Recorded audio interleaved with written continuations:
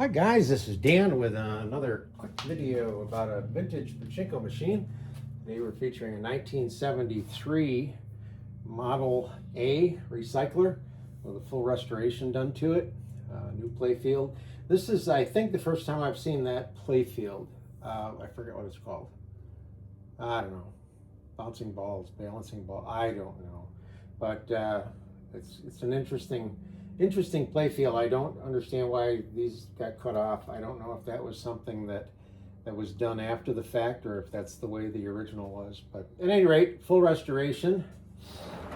Take a look at it. Now, what I realized, normally I load these things up prior, or I don't load them up until I get ready to do the video. But I got the video started and realized this thing was already loaded up. So I'll just kind of walk you through it. You're going to plug in the 12 volt power supply and plug that in here to the pigtail, and that will give you power. And normally what will happen is that light in the upper right corner will be on. That's the ball out light. Because this machine is loaded with pachinko balls, that light is off the way it's supposed to be.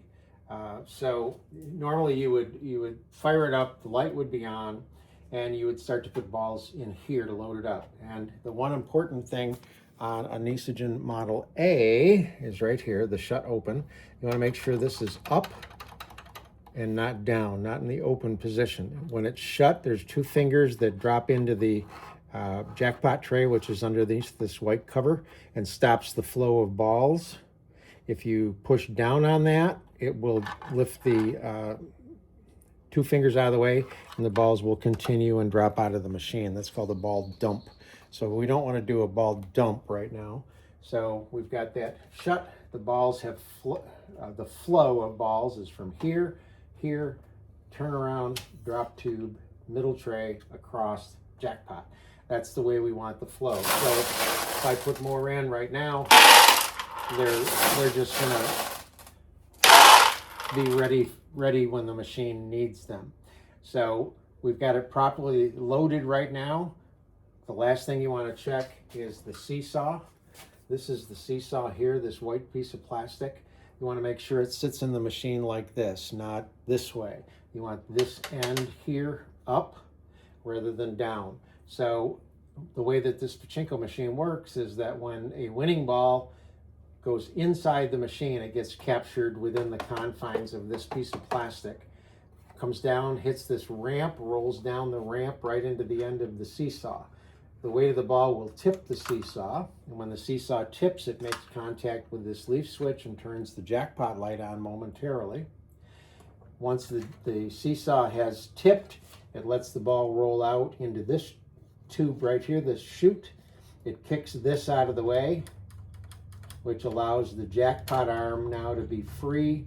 The weight of the pachinko ball is going to take the jackpot arm down. I'm not going to do it because it'll pay out, but all the way down to the bottom where the paper clip will hold it in place momentarily. And then after the jackpot tips, drops them onto this white platform, they go out the front. The weight of this pushes down on this. This would go up, and it resets the seesaw, and at the same time it lifts the paper clip out of the way. The ball drops off, the arm goes back up, and then this particular Model A has this chute on it, which takes the winning ball and feeds it right back out the front of the machine. Not all Model A's have this. A lot of times the house keeps the winning ball. With this particular model, the house gives the winning ball back, okay? So if you have 500 balls, you want to put the vast majority of them here. The machine will automatically feed this and stop when it knows there's enough, but you can always put more in. The losing balls are going to come into the drain hole, which is right here, and refeed the system, which is why they call it a recycler. So now you've basically done everything you need to do as a parlor owner to get the machine ready to play. So now you become a player, and you would load the machine up with some balls in the front, and you would just start to launch the balls into the machine.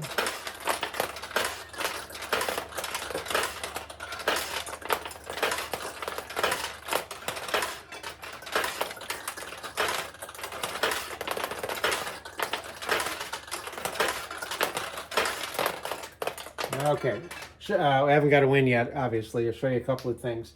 I've got little wedges under the front of the feet to tip the machine back, which is what you want. Now, this machine has plexiglass in it. Plexiglass is kind of bowy, and unfortunately, it tends to bow away from the machine. So that's why a ball will stick here and here.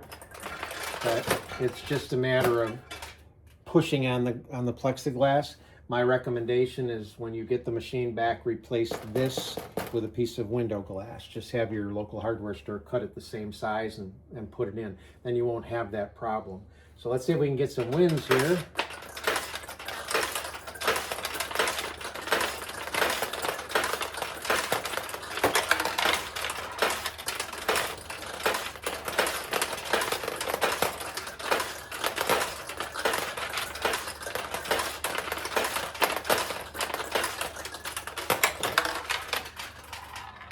Wow, no wins. Okay, so here's what we'll do.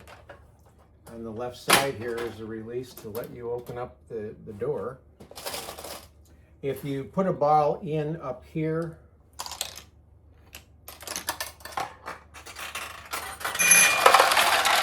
so there's the win. It drops down, goes in here. This time it went straight down through and opened this tulip. It paid 14 balls, and the ball that actually got the win is given back to you as a player. If you get a ball in over on this side, internally it will open this tulip.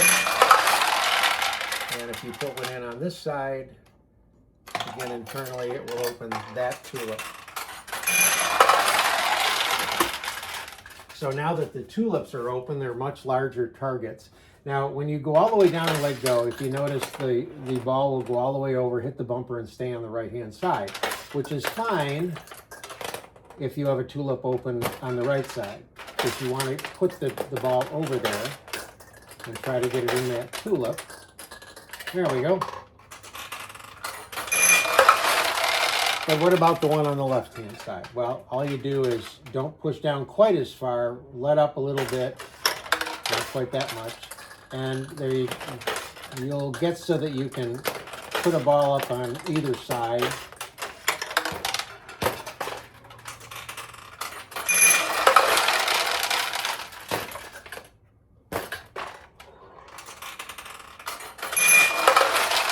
Now, ideally, you want the ball to drop down through the center so that it will open up the side tulips.